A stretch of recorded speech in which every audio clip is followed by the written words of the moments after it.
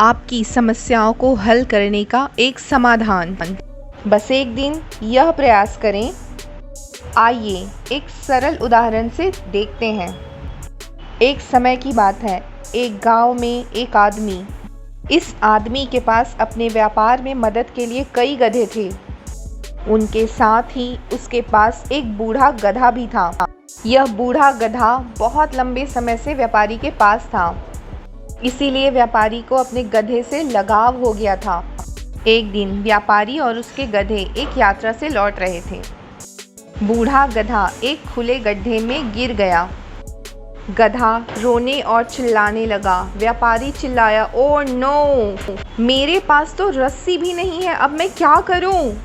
व्यापारी ने मदद के लिए इधर उधर देखा, लेकिन उस आदमी को कुछ भी ऐसा नहीं मिला जिससे उसे कोई मदद मिल सके, गधे को बाहर निकाल सके। बेचारा आदमी बहुत रोया, क्योंकि यह उसका फेवरेट गधा था। वह यह नहीं देख पा रहा था कि गधा रो रहा है और चिल्ला रहा है। वह इसे बाहर नहीं निकाल सकता, चाहे वह कितनी भी कोशिश कर ले। इसीलिए वह उसे जिंदा दफनाने का फैसला करता है। टूटे हुए दिल के साथ उसने ज़मीन में गड्ढा खोदना शुरू कर दिया। गधे पर ऊपर से मिट्टी डाली जाती है। गधे को भार महसूस होता है और वह उसे झटक देता है। मिट्टी पर अपने पैर रखता है और मिट्टी डाली जाती है। गधा उसे झड़ा देता है और उस पर और ऊपर चढ़ते जाता है। भार जितना अधिक डाला जाता है वह उतना ही ऊपर उठता जाता है। आदमी को इसका एहसास होता है और वह गड्ढे में मिट्टी फेंकता रहता है। गधा उसे हिलाकर गिराता हुआ ऊपर आता रहा और अंततः गधा गड्ढे से बाहर आ गया। जैसे कि गधे ने सारी मिट्टी झाड़कर स्वयं ही गड्ढे से बाहर आने का रास्ता ढूंढ लिया, हमें भी अपनी समस्याओं को गंदगी की तरह समझना चाहिए। इनसे छुटकारा पाने के बाद ही हम अपनी समस्याओं से निपट सकते हैं।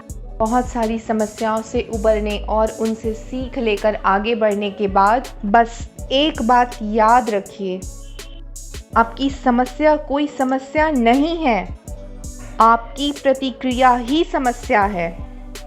जीवन में 10% वह है कि आपके साथ क्या घटित होता है और 90% वह है कि आप उस पर कैसी प्रतिक्रिया करते हैं।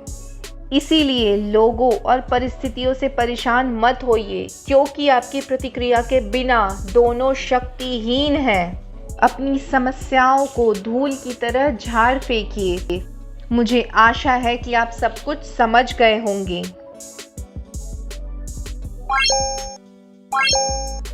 What?